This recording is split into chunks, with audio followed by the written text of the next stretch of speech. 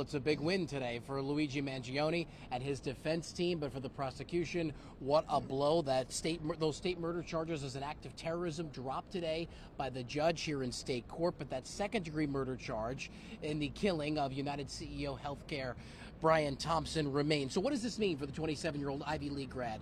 Does he still spend his life in prison? You know, you're talking about state charges, federal charges. The master here, defense attorney Arthur Aidala, is going to break it all down for us. So, Arthur, you know, I think people look at this and you look at the headline and right away you say, oh, he's getting off. But there's so much more to it. He's far from getting off. First of all, the judge deserves some credit for doing the right thing, for having the courage to do the right thing. He didn't go out on a limb. He looked at Court of Appeals cases, that's the highest court in the state of New York, about how the term terrorism should be interpreted. And one of the foundations they use is September 11th, right? That was terrorism. The judge put that in his 12-page written decision, and that this did not rise to the level of terrorism, which the prosecution had to prove in the grand jury to make it murder in the first degree so he could get sentenced to life without the possibility of parole. Now he's facing 25 years to life where he could get parole, but I will tell you, in my opinion, if he gets convicted and he gets 25 to life, and I'm not saying this jokingly, his parole officer probably has not been born yet. Wow. Really? I mean, yeah, I could see him doing 30 years or 35 years. I mean, I don't see a parole board with this case and this notoriety letting him out anytime soon. Why was he charged? Why did the DA charge him with terrorism in the first place? I mean, was that an overcharge? Yes, it was. It was an overcharge, and the judge deserves credit because a lot of time the judges just fall into line with the DA says. Yes, it grabs. Look, this was an international case, right? Publicity-wise, it was covered internationally, to the point where the U.S. Attorney's Office took the rare move of indicting him as well, and we can talk about that in a minute. But so they overcharged it, and I mean, it's also murder in the first degree when you kill a police officer, I believe maybe even a firefighter, but this was just a cold-blooded, straight-up murder, and the judge said this wasn't for terrorist reasons.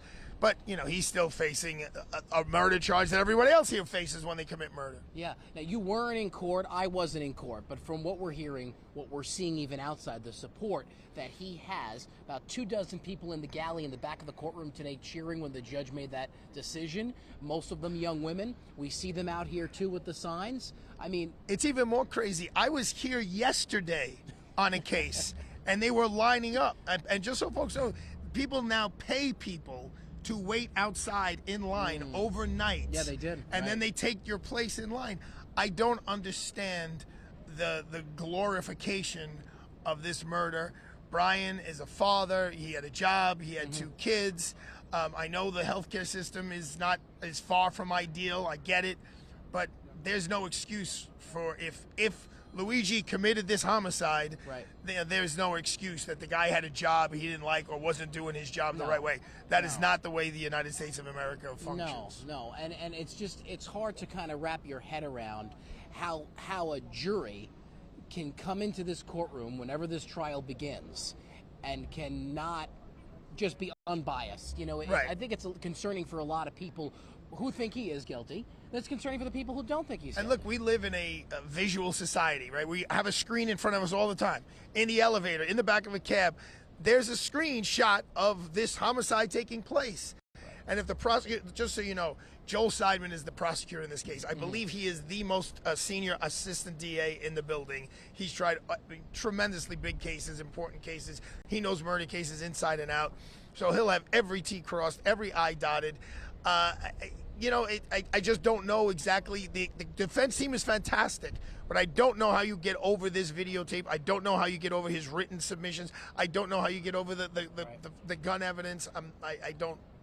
But I don't know everything the defense knows, so who knows? They could have a magic rabbit in their hat. That manhunt feels like forever ago, but it was not too long ago. I remember because I covered it. Well, there's so much more. We're going to hear from Arthur on our newscast later this afternoon. And as for Mangione, he's back in court on a couple of dates. December 1st, he comes back to the state court, and then the federal judge. So the Attorney General, Pam Bondi, is going to pursue that death penalty. She's going to ask for that on the 5th? She's going to be asking for that in this court, and then he's got to go to Pennsylvania on the gun charges, because when the manhunt ended, they caught him, and he was possession of a gun in the state of Pennsylvania that he wasn't allowed to have. I mean, obviously, it's a minimal charge, but it's still another courthouse and a courtroom he's got to be in. Wow. We're going to be following this for a while, so stick around, I guess okay? so. Thank you so much. All right, Antoine, we'll send it back to you.